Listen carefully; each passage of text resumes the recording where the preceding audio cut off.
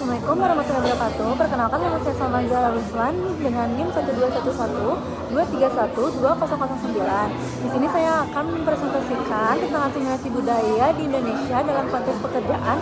Studi kasusnya yaitu asimilasi budaya Jawa Betawi di Jakarta. Kita akan membahas tentang asimilasi budaya di Indonesia, khususnya dalam dunia kerja.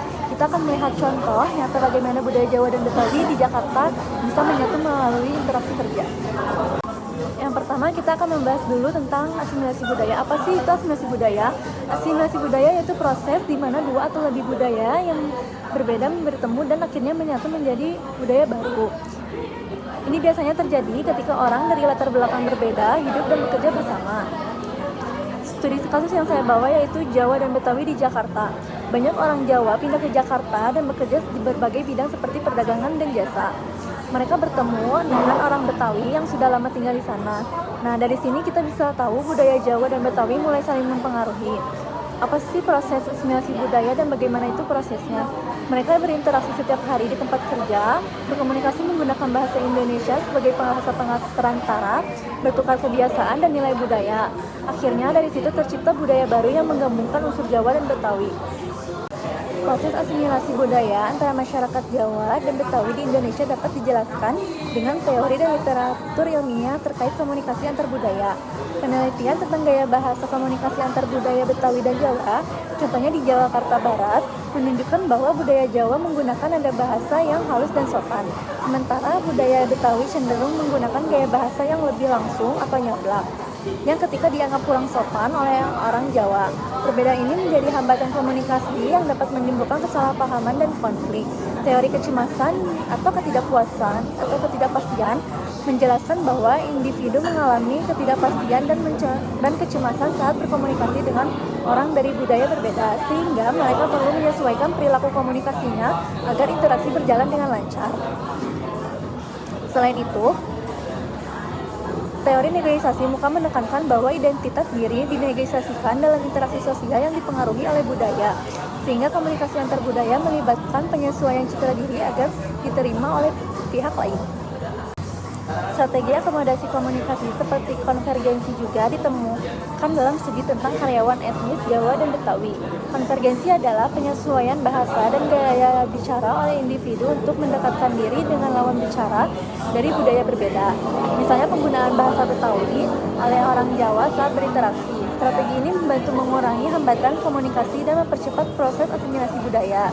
Dengan demikian, teori dan literatur ilmiah tersebut mendukung pemahaman bahwa komunikasinya itu efektif melalui penyesuaian gaya bahasa dan pengelolaan ketidakpastian sangat penting dalam proses asimilasi budaya di Indonesia. Peran komunikasi dalam proses asimilasi budaya sangat penting karena komunikasi menjadi sarana utama untuk saling memahami dan menerima perbedaan budaya.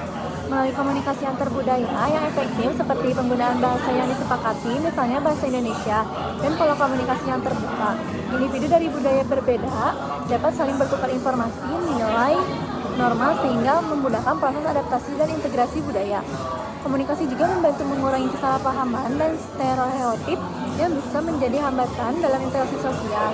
Selain itu, komunikasi interpersonal dan komunikasi kelompok di lingkungan kerja maupun masyarakat memungkinkan terjalinnya hubungan harmonis dan kerjasama yang memperkuat proses asimilasi budaya.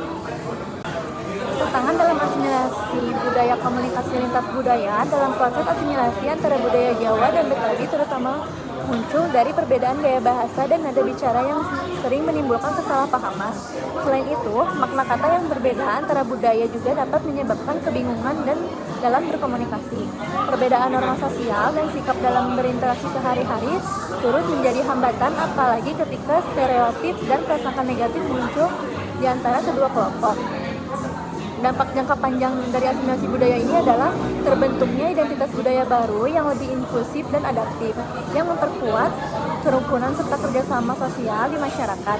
Proses ini juga membantu mengurangi potensi konflik antar budaya.